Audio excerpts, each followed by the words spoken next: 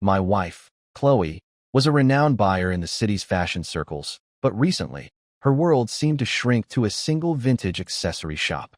Every time she emerged from that store, she would present me with a new tie. I used to think it was a sweet, spontaneous gesture. That was until our wedding anniversary, when I saw a post on her social media feed she'd forgotten to hide from me. "You shine brighter than any firework." The picture was of her and the shop owner, their bodies close as they watched a fireworks display, his arm casually draped around her. That night, Chloe came home and gifted me the 11th tie. This time, I didn't accept it. "Just leave it on the table," I said without looking up, my attention fixed on the spicy crayfish on my plate. Chloe didn't seem to notice anything was amiss, still smiling dreamily at her phone screen. After a while, she looked up, a hint of confusion in her voice. "Aren't you going to open it?" Usually, whenever she gave me anything, I would tear open the packaging with the excitement of a child, immediately snapping a photo to post online, flaunting our love. Today, my stillness was an anomaly, and it puzzled her. "Why are you eating something so spicy?" Chloe wrinkled her perfect nose in distaste. "I thought I told you I don't eat spicy food." The familiar, casual tone of blame made my hand pause. A nameless anger coiled in my gut, tightening my throat. "But I love it." Before her, I couldn't have a meal without a fiery kick. But to cater to her tastes, I hadn't touched anything spicy in 7 years. It was as if this home only had room for her preferences. Anything she disliked was forbidden. My role was simply to comply. Chloe blinked, then frowned. "Spicy food gives you blemishes, and you'll smell when you sweat. Can't you be more refined, like Julian?" I lifted my eyes and met her gaze calmly. A flicker of guilt crossed her face. She changed the subject, opening the gift box herself and dangling the tie in front of me. "Look, a new one I picked out for you. Do you like it?" It was green. Again, for the last 3 months, every tie she brought home was a shade of green. I had mistaken them for tokens of her affection, but now I saw them for what they were, a tally of her transgressions. "You seem to have a fondness for green lately." She touched her nose, a nervous habit. "Green makes your skin look fairer. It's chic. What do you know about fashion? Just wear what I pick out for you." I let out a soft, humorless laugh and said nothing more. She probably didn't realize that her nose-touching tick was a dead giveaway every time she lied. Chloe wrapped an arm around my shoulder. "I'm back late tonight. For our anniversary, should I?" I held up a hand to stop her. "I'm tired tonight." A flicker of disappointment crossed her eyes before she turned and went into the bathroom. Her phone lay on the table. I typed in my birthday. Password incorrect. An image of Julian's recent birthday post flashed in my mind. On a whim, I entered his date of birth. Click. The phone unlocked. At that moment, my stomach churned violently. Pinned to the top of her chat list was a conversation with a contact named Chloe's puppy. Clicking on it, I was plunged into a world that left me breathless. Explicit messages, lewd photos, even videos. I fought back a wave of nausea, methodically photographing the most damning evidence with my own phone. Just before she came out of the bathroom, I placed her phone back exactly where it had been. Later in bed, Chloe pressed her warm body against mine, her breath hot on my neck. "Honey, it's my ovulation window. Are you sure you don't want to?" My body went rigid. I shifted away. "No, we're not trying to conceive, so there's no need to force it." She sounded surprisingly pleased, her voice light. "Oh, you've come around? I've always said we're still young. We can wait a few more years." I said nothing, closing my eyes and feigning sleep. Chloe had always been resistant to the idea of having children. Once, she had an unexpected pregnancy and terminated it secretly. I was heartbroken and furious, demanding to know why she hadn't discussed it with me. Lying weakly in the hospital bed, her eyes red-rimmed, she had turned it on me, accusingly asking if I had only married her to be a broodmare. If I didn't see her as a person, her anguish made me feel like a monster, and I had immediately backed down, apologizing profusely. But now, scrolling through her chat history, I saw the truth. It wasn't a choice she made. The miscarriage was the result of a particularly rough session with him. The hospital visit was for an emergency DNC procedure. The realization felt like a blade twisting in my heart, leaving a raw, bleeding wound. In the dead of night, she slipped out of bed and left the room. My eyes snapped open in the darkness, then closed again. I wanted a divorce. Perhaps out of guilt, she was already back with breakfast when I woke up. "Did you see anything interesting on your social feed yesterday?" she asked, feigning nonchalance, but her eyes darted to my face, gauging my reaction. I took a calm sip of water. I wasn't really on my phone much. What? She touched her nose. No reason, just asking. A transparent attempt to cover her tracks. I had checked her feed that morning. The fireworks post was gone. She was trying to figure out if I had seen it. I wasn't ready to show my hand just yet. I picked up my phone, and an email from overseas caught my eye. It was from Professor Robert, formally welcoming me to join his research institute. He had extended the offer at a conference months ago, promising a generous salary and excellent benefits. When Chloe found out back then, she had buried her face in her hands and wept. "Are you going to leave me too?" she cried. Seeing her so fragile, my ambition had instantly cooled. But yesterday, before she came home, I had replied to Professor Robert's old email, expressing my enthusiastic acceptance. I had always yearned for a bigger stage. I had suppressed my own dreams for her, but I wouldn't hesitate any longer. I knocked on my director's office door to submit my resignation. Mr. Evans was silent for a moment, his gaze complex as he studied me. I knew he was remembering all the opportunities one had turned down for Chloe's sake. I had rejected a prestigious position at the capital's top institute just so we could stay in the same city. For me to suddenly decide to move abroad was, to anyone who knew me, bizarre. "Is everything all right at home?" he asked gently. I shook my head. "It's not that. I received an offer from an institute abroad. I want to give it a try." He didn't press further, simply opening a drawer and handing me a form. "Sign here. I wish you all the best. There are 4 days left in the month. Please wrap up your handovers." My phone buzzed. A new friend request on a messaging app. The profile picture was the small of a woman's back, featuring a vivid red snake tattoo, identical to the one on Chloe's lower back. She'd insisted on getting it when we got married, saying it was my zodiac sign, an indelible mark of her love for me. After a moment's hesitation, I accepted the request. I clicked on the person's profile. There was only one post, a photo of a ram tattoo on the upper thigh, captioned, "A New Beginning." Almost immediately, an audio file arrived. I pressed play, and Chloe's breathy moans filled my ear. "Julian, anything he has, I'll give to you. I only love you." I played the recording on a loop, a machine searching for any trace of falsehood in the sound of betrayal. There was none, only naked deception. "Leo, are your eyes red?" My colleague Mark's voice pulled me back from the brink. I realized my eyes were wet, tears streaming down my face without my permission. I forced a yawn. "Didn't sleep well last night. They're just sore." I picked up my phone and scrolled through my chat history with Chloe. The evolution of our relationship was starkly documented, from the sweet, effusive messages of our early days to the perfunctory exchanges of recent months. She used to share every detail of her day, send cute emojis, and playfully ask for gifts. Now, our conversations were mostly clipped pleasantries, and even those were becoming rare. I gave a self-deprecating smile and tossed the phone aside. Chloe didn't come home until after 1 in the morning. She seemed surprised to find me still on the couch. "Why are you still up?" As she began to undress for her shower, I pointed to her upper thigh, where a newly inked ram was clearly visible. "I thought you said getting a tattoo hurt too much, that you'd never get another one." She frantically covered the tattoo with her hand, her eyes darting away. I just suddenly liked the design and wanted it. Even though I no longer expected the truth from her, hearing the lie slip out so easily still felt like a needle to the heart. I forced a tight smile. "What's so special about it?" She shot me a disdainful look. "What do you know about art?" Before I could respond, her phone rang. She answered, and after a few words, her expression turned to panic. She fumbled to get dressed, missing a button twice, the zipper on her pants snagging. "Something's come up at work. I have to go." Watching her frantic state filled me with a strange, hollow feeling. My voice was raspy when I spoke. "Can't you stay?"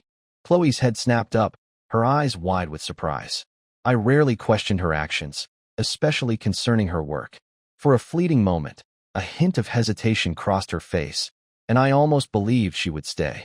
But then her phone rang again. She flinched as if burned and answered without looking. "Julian, wait for me. I'm on my way." Without another glance, she bolted out the door, forgetting her purse in her haste. I booked a flight to London for 3 days from now. I also set a 3-day countdown timer on my phone. Chloe didn't come home that night. At 7 in the morning, a text message arrived. "Sudden business trip. Back in 3 days. I'll bring you a gift." Moments later, a message popped up from the unknown account. "Tie number 12 is on its way." A deep, dark green this time. Attached was a screenshot of a reservation for a penthouse suite at a luxury hotel. Check-in for 3 days. I saved the screenshot, feeling an unnerving calm settle over me. Perhaps this marriage should have ended long ago. I was only fooling myself, refusing to face the truth. I calmly got up and drove to a law firm. Leaving the lawyer's office, I felt a weight lift from my shoulders. When the news of my resignation spread, my colleagues insisted on throwing me a farewell party. In the past, I would have used Chloe as an excuse to decline, but this time, I agreed. To accommodate her, I had given up nearly all my social life and adopted a passive, unambitious attitude at work.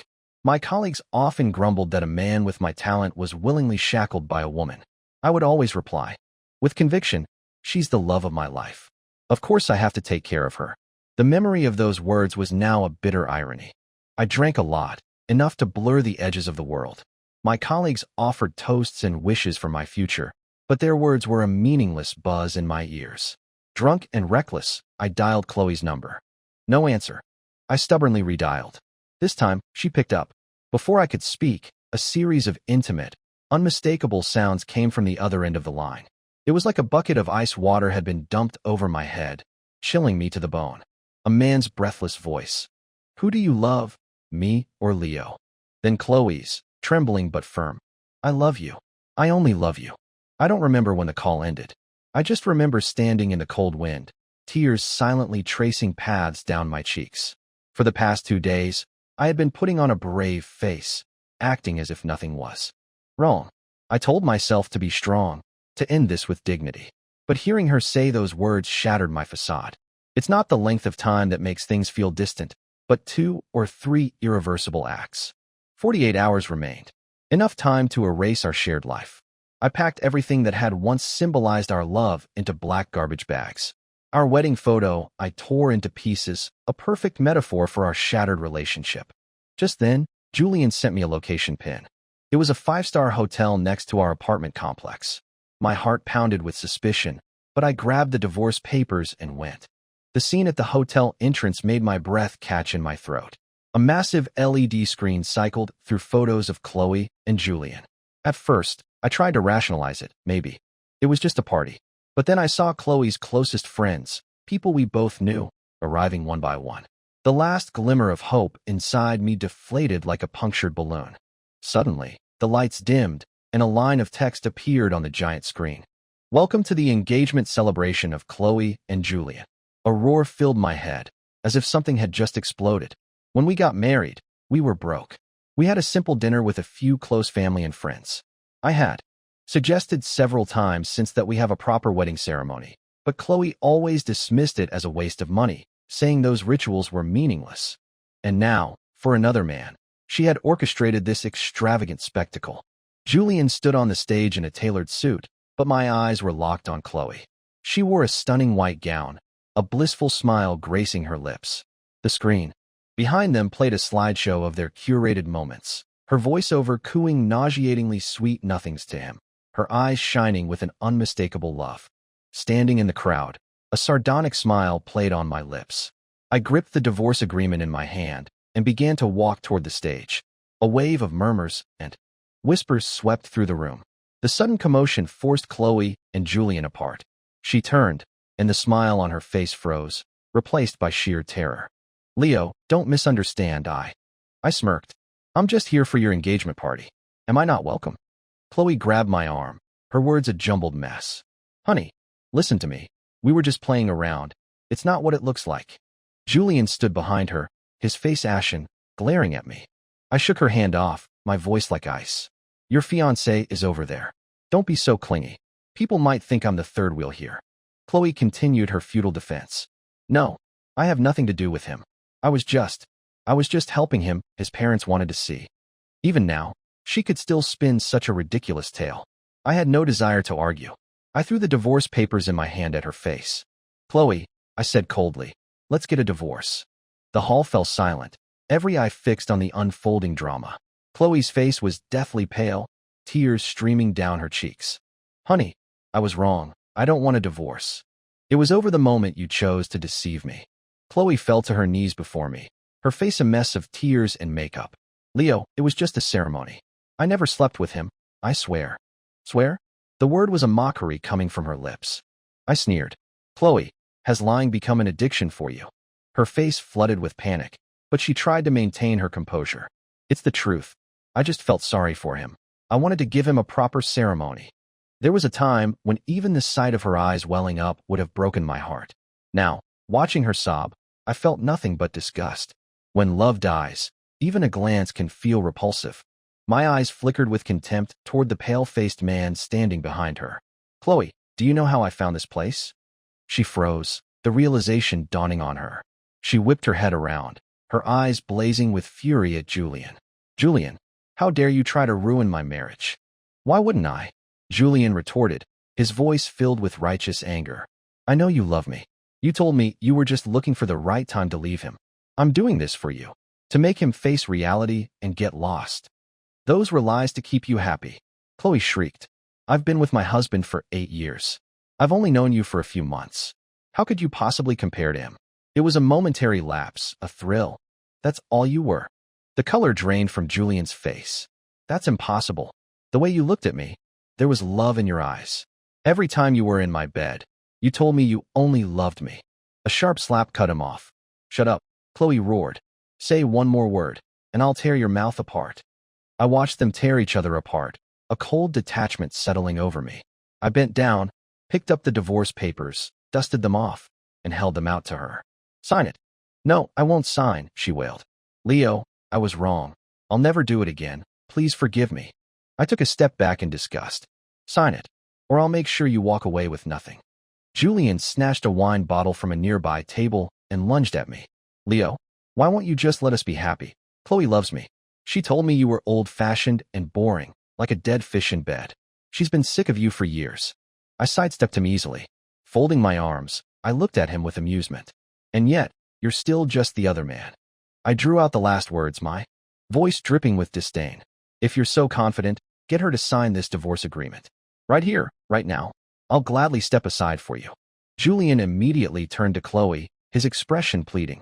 Chloe, you do love me, right? Please, sign the papers. You were willing to get rid of his baby for me, twice. Why won't you admit you love me? Get rid of my baby? Twice. My mind went blank, as if struck by lightning. I started to laugh, a harsh, broken sound. Seeing Julian's words land, Chloe's face went white. She looked at me with pure terror. Leo, don't listen to him. It's not true. My face hardened. Thank you for your wise decision. Without it, I might have found it difficult to divorce you now. Her terror confirmed everything, erasing the last shred of doubt in my mind. I was an orphan. I craved the warmth of a family more than anything. If she had given me a child, I might have stayed, for the child's sake, in this hollow shell of a marriage. Now, I was immensely grateful that no child had become a casualty of this disgusting affair. Leo, I'm begging you, give me one more chance. I'll never do it again. Seeing her continued refusal to sign, Julian grew desperate. Chloe, what are you waiting for? You said you were fed up with him. You said he could never satisfy you. Chloe glared at Julian, her eyes filled with venom. You shut up. This is all your fault. You ruined everything. She launched herself at him, scratching and clawing like a cornered animal. The two of them collapsed into a tangled, struggling heap. Back in our apartment, I packed a suitcase and checked into a nearby hotel. Lying on the unfamiliar bed, sleep was impossible. My mind replayed fragments of my life with Chloe.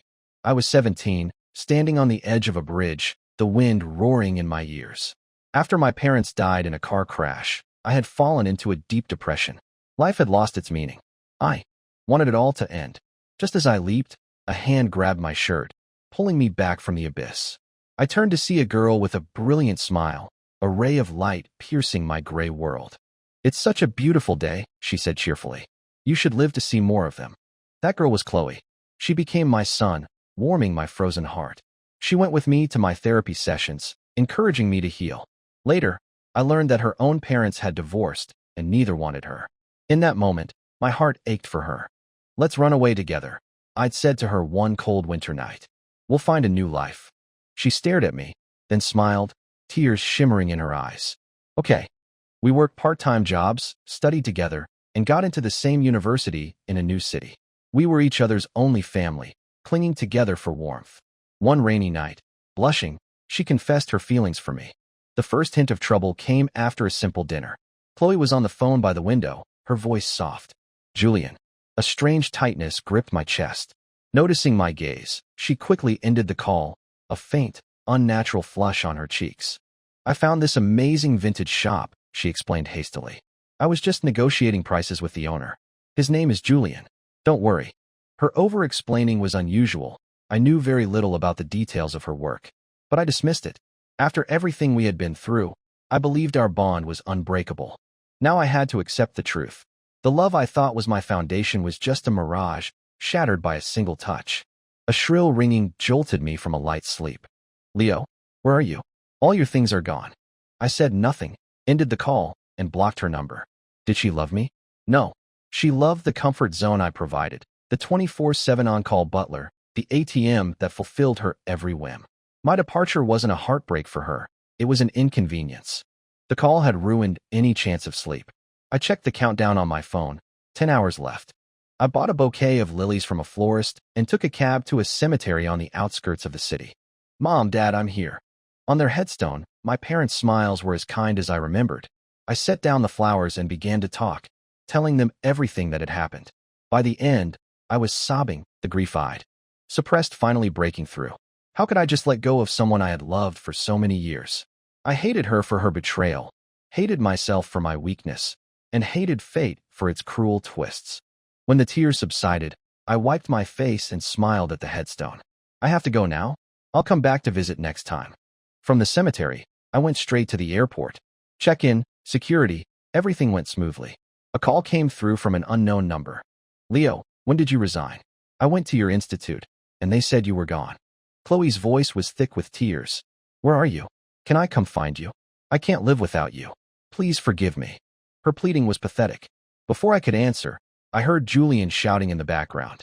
Chloe, you're not going anywhere. He doesn't want you anymore. Why are you still chasing him? You're staying with me. The sound of things crashing was followed by Chloe's scream. You're insane. I'll never be with you. Get out. If I knew this would happen, I never would have been so weak with you. You were just a toy, a novelty. Stop clinging to me. Impossible. Chloe, you love me. Tell me you love me. Julian's voice was hysterical, followed by a sharp slapping sound. I could feel his madness even through the phone as Chloe struggled, crying out for me to save her. Strangely, I felt no pity, only a grim satisfaction that she was getting what she deserved. I hung up. The countdown on my screen ended.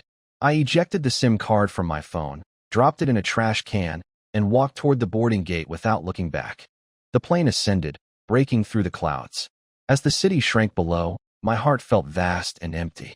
The air in London was damp and cool, with a faint, smoky scent. The house Professor Robert had rented for me had a small garden filled with flowers I couldn't name. I loved it instantly.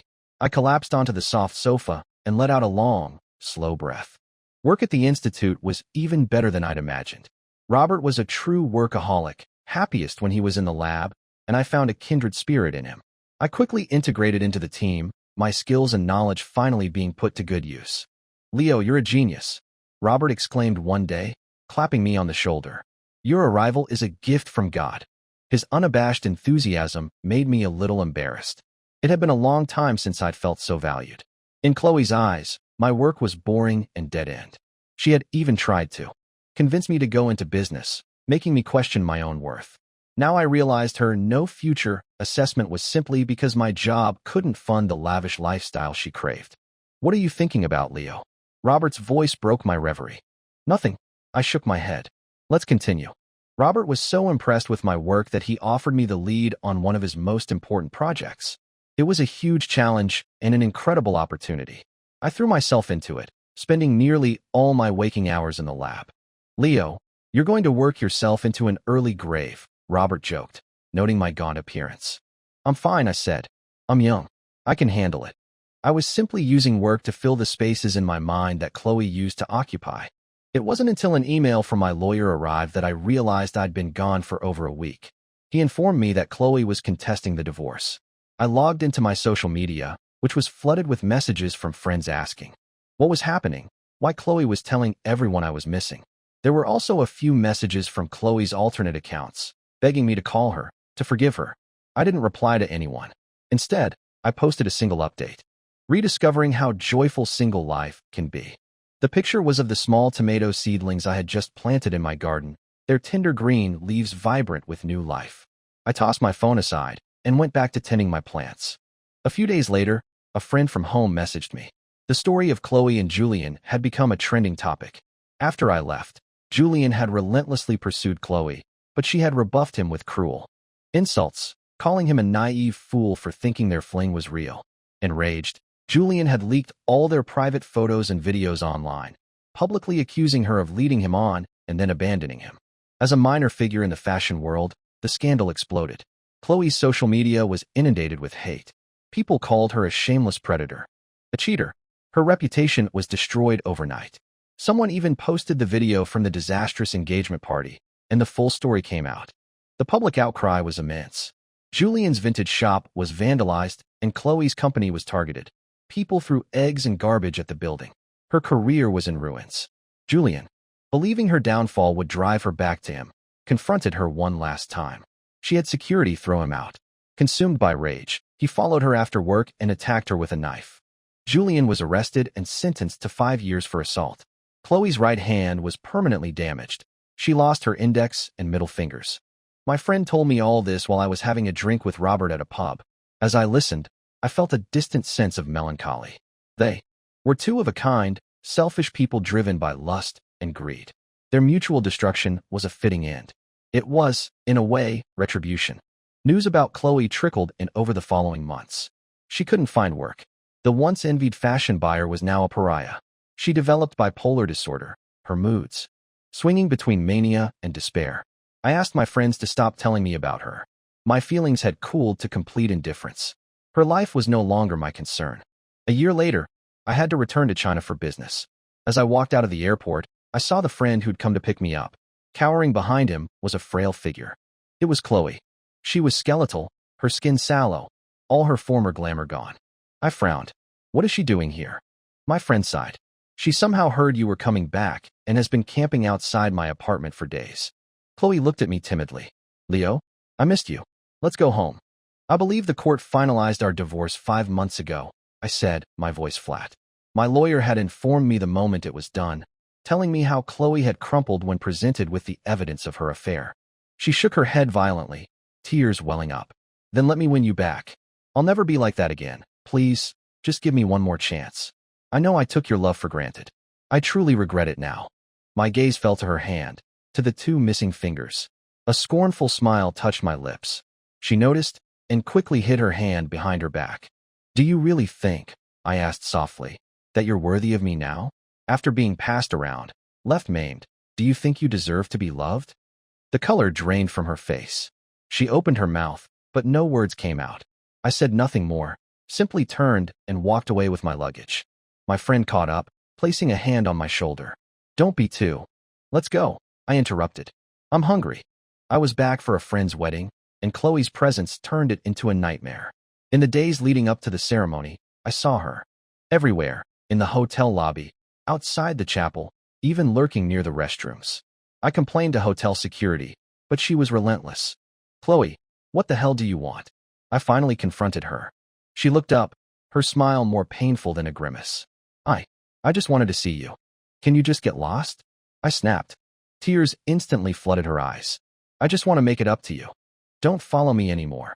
I warned, my voice low and dangerous. Or I'm calling the police. The threat seemed to stun her into silence. But she came back the next day, and the day after that. She brought me grotesque-looking dishes she claimed were my favorite spicy recipes. She held out a plate of charred lumps she called yuxiang raozi. Leo, try it, she pleaded, her eyes wide and desperate. I made it just for you. I rubbed my tired eyes. Chloe, please stop. It's over between us. She rambled on as if she hadn't heard me. I know you love spicy food. I'm learning mapo tofu, shuizhuyu. Her voice broke, and she started crying again. My patience snapped. How can you stand there and ask for my forgiveness after what you did? I'm disgusted just looking at you. Get out of my sight. She collapsed onto the floor, a heap of sobbing and laughing. Leo loves me, she mumbled to herself. He loves me. I'll cook for him again tomorrow. It was clear she had lost her mind. With my friend's wedding fast approaching, I couldn't risk her causing a scene. I contacted a local psychiatric hospital and had them take her away. The next day, a doctor called me. His tone was grave. Mr. Zhou, Chloe's condition is not good. She has late-stage intestinal cancer. I held the phone, my voice steady. I understand. It was unexpected, but I felt I had done all I could. After the wedding, I received another call, this time from a nurse at the hospital. Chloe was dead. The nurse said that in her final moments, she had been repeating my name, clutching a photograph in her hand. It was from our wedding day, a picture of us smiling, wrapped in each other's arms. Hearing this, I felt nothing. I had truly let her go. After her cremation, I took her ashes to the seaside, her favorite place. She had once told me that when she died, she wanted to be scattered in the ocean, to be one with the freedom she so loved. I had laughed at her morbid fantasy, telling her we would be buried together, inseparable even in death. Now, here I was, bringing her to the sea, but there was no more us. The gray-white powder danced in the wind before surrendering to the embrace of the ocean. As I watched it disappear, a profound sense of release washed over me. The world is unpredictable, but all things pass. And I was finally free.